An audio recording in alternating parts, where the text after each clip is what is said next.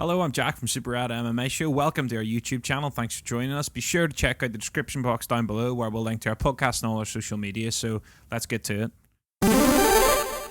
Jack and Mel weigh in. With Conor McGregor's demolition of Cowboy in 40 seconds, which was an incredible performance, there is a lot of rumours circulating about what's next for Conor. One of the things that I keep seeing knocked about is his return to boxing, and there are a number of things that add fuel to that fire. Firstly, the Zuffa boxing thing is still kicking around. You know, the idea that Dana White could be involved in some form of boxing promotion or running an organisation. It's feasible. They have a lot of money. They already have, I'm sure, many of the connections with the athletic commissions, with fighters, with agents, with all of that stuff to make it happen. The question I would have would be what level of competition they can bring. Would they have the money to get the big names? We've already seen that Mayweather and Dana White are in agreement of some form of deal.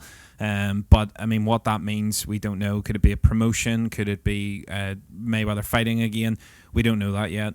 So I want to take a second to address a couple of the rumours that are surrounding Conor's boxing, what I think might happen or what it might look like. First of all, the Mayweather fight, if it happens, will end the exact same way. I think that all the hype in the world doesn't make this fight any different. And unfortunately for Conor, that performance against Cowboy doesn't make his chances against Floyd Mayweather any better. We've seen Conor address the fact that he was prepared for a more traditional Mayweather look, the defensive shell, and basically came out and said that, you know, if he knew he was preparing for someone who would put the hands up and march forward, that he thinks he could manage a game plan now where he might actually be able to get a win. I don't think that ever happens. I think that fight told us everything that we could possibly need to know about the levels in those sports. They're two completely different sports, and you can't expect someone who's boxed for, yes, a long time, and Conor McGregor, to take on someone who is one of the greatest, if not the greatest of all time, to ever take part in boxing. It's my opinion that Mayweather carried Conor for a few rounds of that fight. You see people talk about the uppercut, you know, he landed that uppercut. Yeah, he did, and Mayweather shrugged it off, moved on, and carried on with his day. It was Mayweather's corner that told me everything I needed to know. They were dictating the pace of the fight. They were dictating when and where it would end, and you know, they called it. They said he was getting tired, to just keep letting him work, and I think it was the 5th of the 6th round, it all changed. He was the one that came out the aggressor. Conor was tired, you know, started to get hit, and the fight was ultimately finished there and then. I think a rematch goes the exact same way. I think it sells dynamite, because who doesn't want to watch it? And I will watch it, but I don't think that the fight ends any differently. The Manny Pacquiao rumours. Manny is an amazing boxer. I think that fight goes the exact same way as Mayweather and Conor does. I think that looking at a pure boxing fight against a highly skilled boxer in regards to MMA, I think that they're just not on the same level, and I think it's sort of ignorant to think that they would be, in the same way that people would think if Manny or Floyd were to come to MMA that they'd get minced, right? But for some reason, we tend to not look at it the other way around. Yes, Conor can throw punches. Yes, his boxing's good, but it's not that good. The other rumours floating around are with Terrence Crawford. That fight scares me more, I think, than the other two, and here's why. Terrence Crawford is pound for pound one of the best fighters in the world right now. He can fight from both stances and is just an absolute physical animal. It worries me how many people would think that Conor stood a chance in this fight. I think this could potentially be worse than the Mayweather fight, and the reason is because with Mayweather, there was an incentive to let Conor work, to build the fight and let it, you know, just give the fans something to watch, let it unfold the way it'll unfold, knowing that he can just end it when he wants. Mayweather was already one of the biggest names in combat sports when that fight happened. Terrence Crawford has no incentive to let that fight run on for any longer than 1 or 2 rounds. Crawford would come out with the intention to end that fight quickly, because there is absolutely zero incentive for him to keep that fight going anywhere near 6, 7, 8, 9 rounds. There is 0 point, and it does nothing to build his brand. Coming out and icing Conor early builds his brand. People that have come over from the UFC side of things to watch that fight, all of a sudden are now much more interested in who Terrence Crawford is. The other side of that rumour that worries me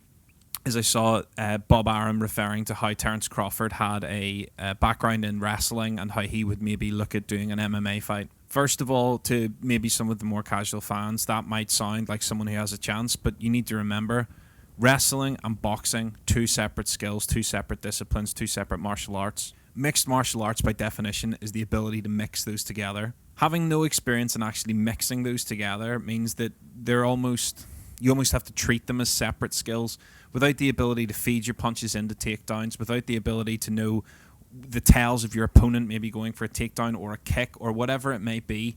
There are too many factors for me that any boxer won't be looking for. I feel that, to be fair to Conor, he destroys any of those guys in MMA, much like I believe that the other way around is true as well. Conor's spoken a lot recently about his desire to hold a belt in boxing, and I think it's commendable, and I think it's great that he's still going for big ticket goals. He's not just content to sit and take paychecks to beat, any of the MMA guys out there that he would be able to beat. He wants more than that. I respect that, I admire it, and it's ballsy of him, especially considering his experience with high-level boxing.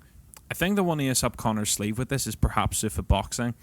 Zuffa Boxing, if it comes to fruition, could hand Conor a title shot right off the bat. Who would I like that to be against, though? Well, there's one boxer whose name has been floating around for a while now that I think Conor might actually have a chance of beating. Paulie Malignaggi. There's history with Paulie Malignaggi. He was brought in, obviously, as one of the sparring partners for Conor preparing for Floyd. There was all the back and forth about who knocked who down and who did this to the other in sparring, and it created a bit of hype at the time, to the point that a lot of people wanted to see that fight. Obviously, we saw Paulie in bare-knuckle boxing fighting Artem Lubov. I still, to this day, score Malignaggi winning that fight. I don't understand the exact way that bare-knuckle scored, nor do I understand the exact way any of the combat sports are scored, but to my eye, from a boxing standpoint, because ultimately that's what bare knuckle is, it's a form of boxing, I had Malignaggi winning that all day long. I've seen the argument online that our team was the one pushing the pace, he was the one pressuring, and I do get that.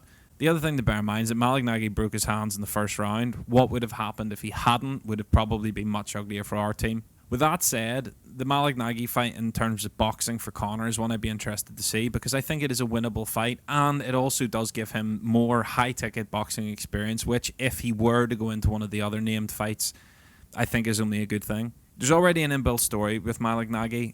The question is whether or not the money would be there. The money's probably going to be there for Conor, because it always is. He knows how to sell, he knows how to market, he knows how to get what he wants from organisations in terms of his cut of the profits. Would the money be there for Malignaggi? Well, yes, but not maybe to the same extent as it would be for Conor if he fought one of the other bigger names, or just as it would be for Conor. I think that you would see a very unfair purse split in that. I think that Malignaggi doesn't offer a lot to Conor in terms of marketability. The story, though, does add to the hype of the fight. That's the boxing fight I think I would want to see if I had to see McGregor box again. In the meantime, I hope that Conor continues on his pursuit for greatness in the UFC. I really like Conor. I'm not a Conor nut rider, but I don't hate him.